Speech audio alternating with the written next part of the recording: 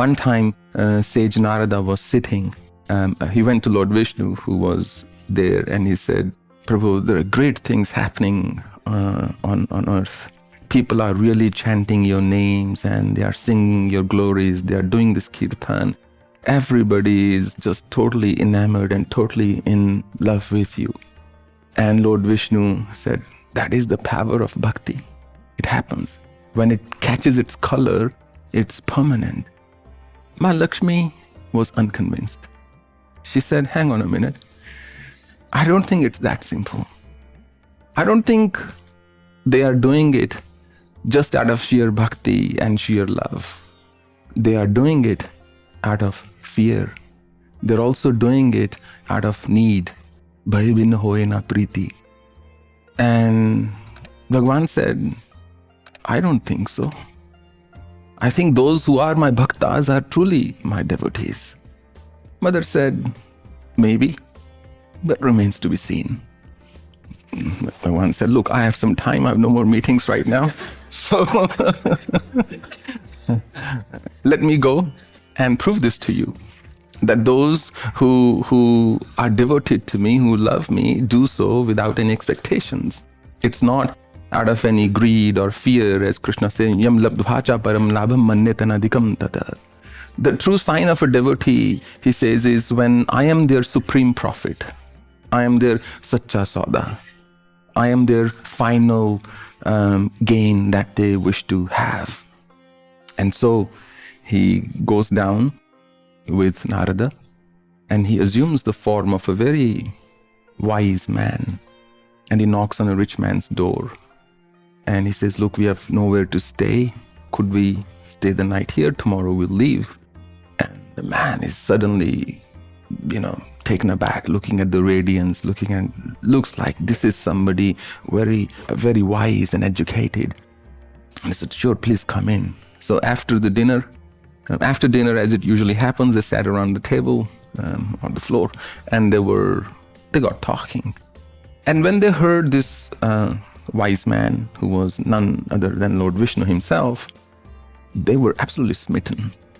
They said, we are not going to let you go tomorrow. Please, you have to tell us more stories of the Lord. You have to sing His glories. And I will invite all these thousands and thousands of people. Saptah ho jaye, 7-day katha ho jaye. Bhagavan Vishnu said, sure, that's what I'm here for. And he looked at Narada and they smiled. That after all, look, there is no expectation from this person. He's doing it purely for the love of it.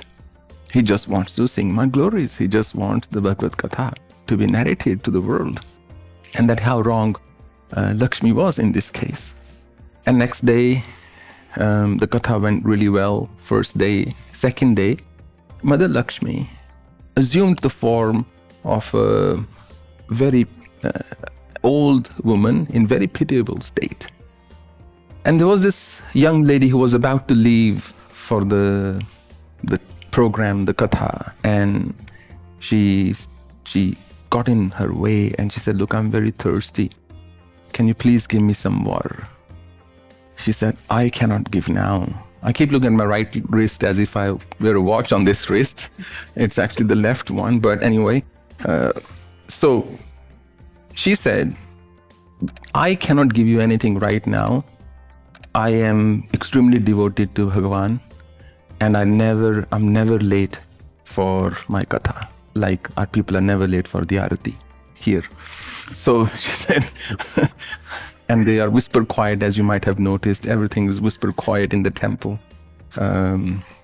So she said, there is no way that I would go there late because the puja, the rituals have started. They will start any moment. She said, oh, that's very sad. Actually, the only trouble is I have this curse upon me that anything I will touch will turn into gold. So that's the only reason I cannot drink water myself. If I touch any vessel or something, it'll just turn into gold. And then I won't be able to drink. And the young lady goes, it's okay, I can serve you. I can give you a bit of water, it's not a problem. प्यासे को पानी पिलाया नहीं बाद अमृत पिलाने में क्या फायदा. So I'll give you some water. So she starts to pour water, but throughout she's trying that this old lady should touch the pot. So it turns into gold, and water will turn into gold too. But when that doesn't happen, she drops the pot.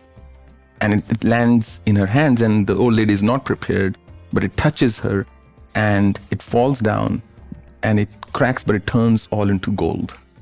She was absolutely gobsmacked. She was right. This lady wasn't telling a lie. It's true that whatever she touches turns to gold. So she says, please come inside. You should eat something. You really need some care. I'll care for you. It's okay, I'm a bit late for the katha today, but that's not a problem. And she locks the door from outside. The next day, the third day, she doesn't go to the katha at all. Because now all the dishes, utensils are turning into gold in her place. The fourth day, none of the ladies turn up. Because ladies, they have to share. It's very important for them to be able to speak to somebody and share. Talking is what they mean by quality time. So when they say quality time, they're saying you should sit and listen to what I have to say.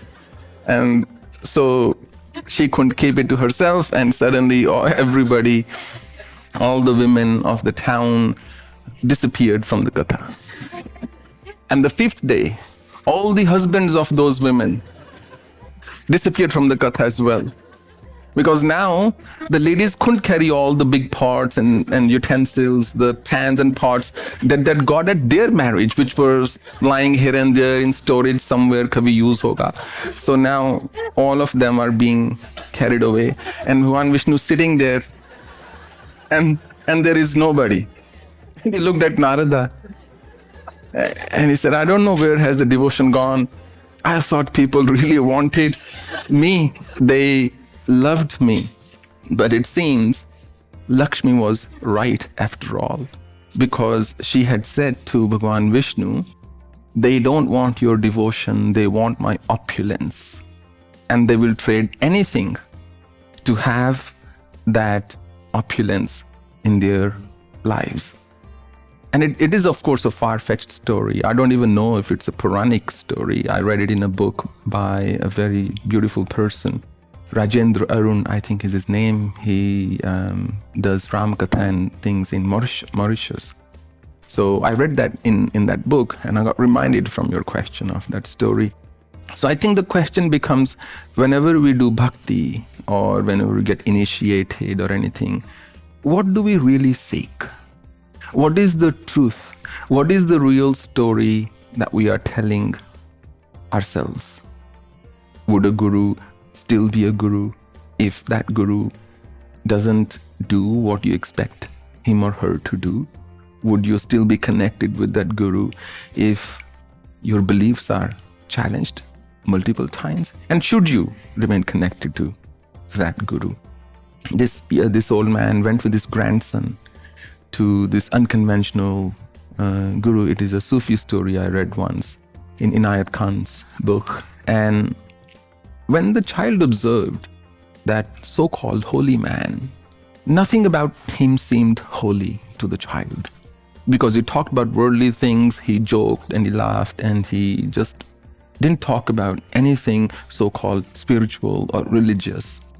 And the child, of course, had a view in his mind that when I would go to a holy person, all they'll be doing, their eyes would be turning up and they'll just be doing japa of some kind, or they'll be just sitting around a dhuni or constantly just chanting the holy names. It's possible to do that, but you would run away then, because the guru has nothing else to do. You say, ye to TV mein bhi dekh lenge, chalte hain. So when they leave that place, that child says to his grandfather, he says, I don't think he was a holy man. I didn't see anything holy in him. And the grandfather said, my son, be careful with your words. It's one thing that he's holy. It's quite another that he should seem holy to you. And that's where the fundamental difference is. Sometimes we're quick to jump the gun. We're quick to conclude that this is how it is.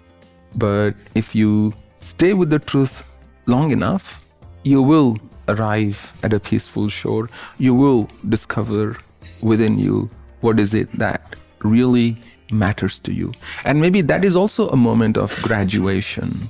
Maybe at that point in time, you are ready to move on. You're ready to walk your own path.